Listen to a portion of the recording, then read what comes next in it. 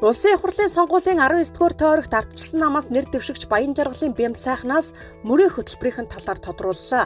Бямсайхан нь олон улсын чанартай мега төслүүдийг хэрэгжүүлэн Монголын анхны сэргээгдэх эрчим хүчний станцыг бариулсан, эдийн засгийг хөгжүүлэх ажил төсөл хөтөлбөрүүдийг олноор хэрэгжүүлэн бизнес эрхлэгчид албан байгууллагуудыг дэмжиж ажилладаг. Монголын бизнесийн орчныг сайжруулах, олон улсын хөрөнгө оруулалтыг нэмэгдүүлэх зорилт тавин зүтгэдэг юм. Тэрээр Монголын бизнесийн зөвлөлийн тэргүүлэгч одоогоор Монголын үндэсний худалдан аж ахуйн танхимын дэд ерөнхийлөгчөөр ажиллаж байна. Тэгэхээр би Дархан хотойгоо яагаад энэ удаа сонгож улсын их хурлд 19-р тойрогт нэр дэвшиж байгаа гэхээр өнөөдөр бол Дархан хот маань одоо улсын аймгаас энэ одоо дэлхийн хот руу шилжих энэ том шилжилтийг бол өнөөдөр эхэлж байна л. Тэгээд 60 жилийн түүхтэй энэ одоо сайхан одоо хот байна. Энэ хотыг өнөөдөр бид нар бас цааш нь бол илүү тогттой тухлаг амгалан тайван одоо иргэдэн амьдардаг тийм орчныг бий болгох боломж байгаа.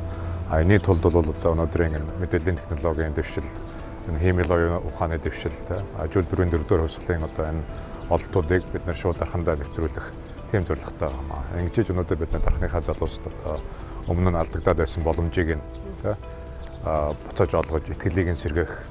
Энэ бол одоо бидний гол зорилго. За ингэснээр бол бид нар тэр залуусд өнөөдөр боловсрлоо одоо нэмэх, сайжруулах та. За тэгээд шинэ одоо мэргэжлийг сурах тэр боломжийг бол шууд бүрдүүлж өгч байгаа. Англи хэлний сургалтаас ахуулаад олон нарийн мэргэжлийн сургалтуудыг өнөөдөр залуустаа одоо дижитал орчноор дамжуулж хүргэж өгнө. За энэ залуус маань эргээд одоо шинэ мэргэжлтэй энэ одоо шинэ технологиг ашиглах боломжоор одоо энэ ажил үйлдвэрийн төслүүдийг бас давхар хөгжүүлнэ. Энэ бол одоо бидний зорж байгаа зүйл. За мөн одоо нийгмийн болоод боловсролын үйлчилгээг, эрүүл мэндийн үйлчилгээг өнөөдөр энэ дижитал орчноор дамжуулж дархны иргэдэд бол илүү ойртуулна. Өөрөөр хэлбэл хүссэн үедээ хүссэн үйлчилгээгээ яг тэр бодит цаг дээр авдаг тийм боломжийг бол бүрдүүлж байгаа. Энэний тулд бол одоо их олон зүйлийг бол бид нар хийж байна. Бодлого тал дээр нь ажиллаж байгаа. За тэгээд яг хэрэгжүүлэх тэр програм, аппликейшн дээр нөхцөлд ажиллаж байгаа. Одоо эрчим хүчний салбарын хүн нэгдүгээрт. Монголын одоо энэ сэргээгдэх эрчим хүчний хувьсгалыг бол одоо Монголдо бол эхлүүлсэндээ энэгээр бол их бахархдаг. Одоо том хөрөнгө оруулалтын төслүүдийг байж байгуулсан, олон мянган залуусыг ажилтаа болгосон. Энэ бол дандаа бодит хөрөнгө оруулалт, одоо гадна дотны хувийн хөрөнгө оруулалтаар хийсэн төслүүд.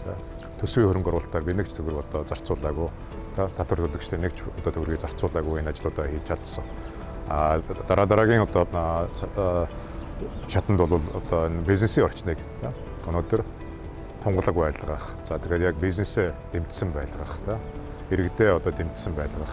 Энэ тал дээр бол одоо сүүлийн 10 жил би энэ мэргэжлийн холбоод одоо Монголын бизнесийн зөвлөл, худалдаа аж үйлдвэрийн танхим, одоо барилгын асоциац гэдэг энэ одоо байгууллагуудтайгаа бол одоо маш нэг хамтран ажилласан. Тэгэхээр надад бол одоо олон бизнесийг төлөөлдөг ийм одоо туршлага бас байна. Хэн нэгэн одоо том компанийг төлөөлөх биш. Яг одоо Монголд үйл ажиллагаа явуулж байгаа том бизнес ч байна, жижиг бизнес ч байна. Одоо яг бизнес эрхлэгч иргэдээ бүгдээрингийн төлөөлдөг одоо энэ байгууллагуудыг би одоо бас ахалж ажилласан учраас олон бизнесийн дуу хоолойг би өнөөдөр их хурал төлөөлж чаднаа.